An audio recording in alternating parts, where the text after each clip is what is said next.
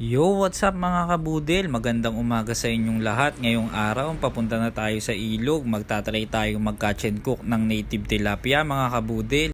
At ayun na nga mga kabudel, andito na tayo sa ilog. Medyo malabo dito mga kabudel. Pero titingnan natin doon sa may kangkungan. Ayun mga kabudel, medyo malinaw dito. Kita nyo naman, kukunin na ni Kabudel Raymond yung unang huli niya. Dali agad ang isang tilapia.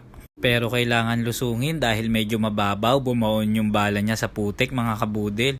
Kayusan na yung mga sukat ng tilapia ang nahuhuli mga kabudel, medyo may lumulutang sa gilid. Sana makarami tayo ng huli ngayon mga kabudel, kung hindi man, bukas mamaril ulit tayo, susubok ulit tayo, baka bukas malinaw na yung tubig.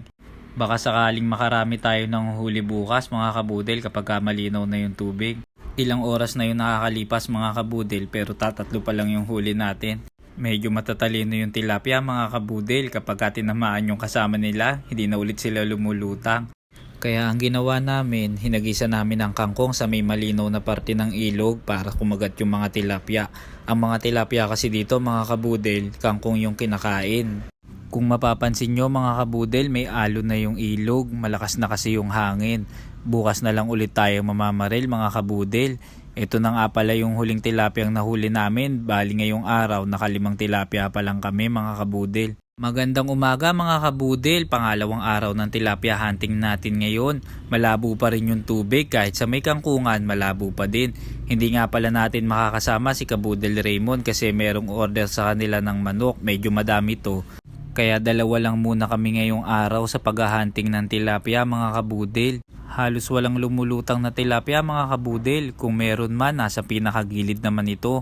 Medyo mabato, hindi po pwedeng barilin.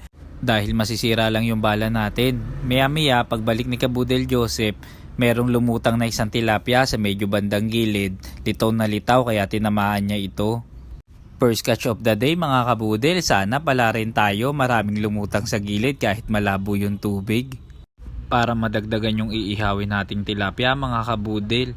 Nakailang pirasong tilapia rin tayo mga kabudel, pwede na nating i-food trip to, medyo magtatanghali na.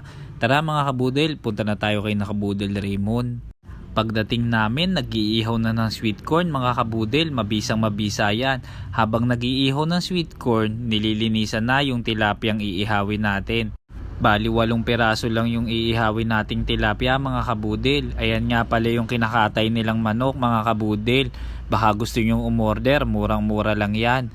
Mag-iihaw tayo ng 4 na pirasong atay mga kabudel. Manamis-namis yan dahil bagong katay lang ang manok mga kabudel.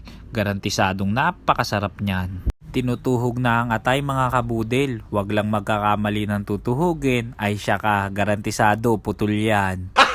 Gago! One eternity later. Malapit na tayong matapos mag-ihaw. Goods na goods yan mga kabudel, lalo na pag masarap ang sausawan. Malapit na ring maluto ang sinaing natin, tapos nagsalang na rin ng okra, ilalaga na lang ito. Mag-iihaw pa kasi tayo ng talong at atay mga kabudel. Hapon na, medyo gutom na tayo, nakasalang na rin yung talong natin mga kabudel. Manguha muna tayo ng paborito nating sili na hindi masyadong maanghang. Napakasarap niyang isama sa ensaladang talong at sausawan natin. Naluto na yung ibang talong mga kabudel, atay naman ang isasalang natin. Napakasarap na naman ang food trip ng tropa mga kabudel. Ginagawa na ang ensaladang talong mga kabudel, binabalatan na ito. Matapos balatan, kailangan natin tong himayin mga kabudel. Tapos lalagyan na natin ito ng suka, bawang, sili at paminta. Tapos imekos-mekos na lang mga kabudel. Goods na yan. Tataob na naman ang kaldero ni Kuya Umboy. Kahit tutong walang matitira, panigurado yan. Matapos magawa ng ensaladang talong, hinanda naman natin yung sausawan mga kabudel. Simple lang ang ginamit natin. Sibuyas, kamatis, toyo, suka, paminta at yung siling napakabisa.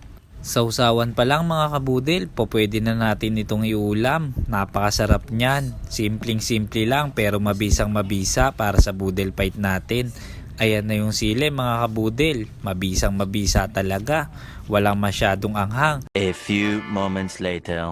Ayun ready na yung pambudel fight natin mga kabudel. Solid naman talaga. Napakasarap niyan. Tara mga kabudel, tayo'y lumantak na. Kain po.